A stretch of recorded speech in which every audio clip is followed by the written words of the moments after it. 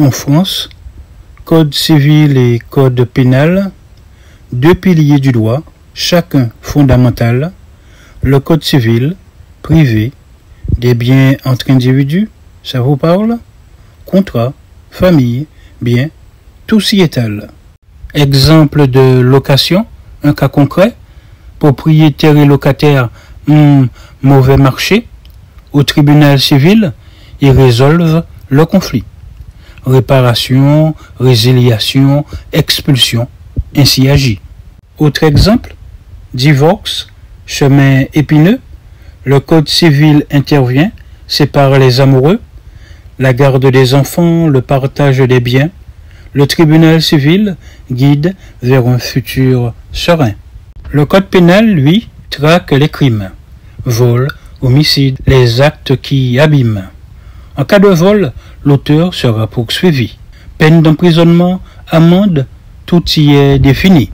Homicide involontaire ou tragique action, le code pénal détermine la sanction. Selon la gravité, sera condamné. Emprisonnement ou amende, tout est pesé.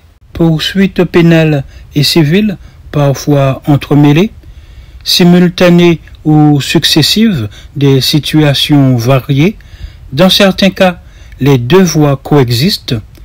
Sanctions pénales et compensation, chacune persiste.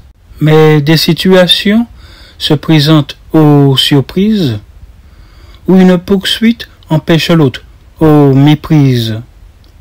Un prêt non remboursé, le civil est de mise. Mais si tromperie est prouvée, le pénal se précise. Un voleur est jugé, le pénal est en route. Les victimes pourraient-elles obtenir pour toutes des compensations financières, une indemnité? Le civil pourrait plaider, c'est une possibilité. Cependant, il faudrait être prêt à défendre sa cause. Le juge ne fera pas de choix parmi les roses. Des arguments solides, preuves à la main. Pour obtenir justice, il faut malheureusement être malin. N'oubliez pas, juge ou procureur n'a pas de bonté d'âme en faveur.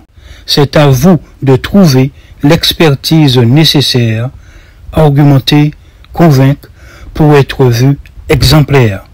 En somme, le droit civil et pénal sont différents. Leur rôle bien distinct pour un système le plus cohérent.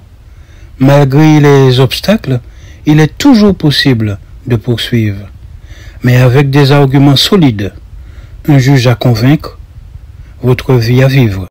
Lundi 24 juillet 2023, Yanis Malael, l'ancien journaliste juridique, lanceur d'alerte qui s'y brûla les ailes, à croire que justice et morale y étaient de pair, sauf que juge et procureur qui me flattaient hier, à trop leur rappeler morale, trouvèrent de quoi me taire. Les bénéficiaires se tairent, ma bonté, mon enfer.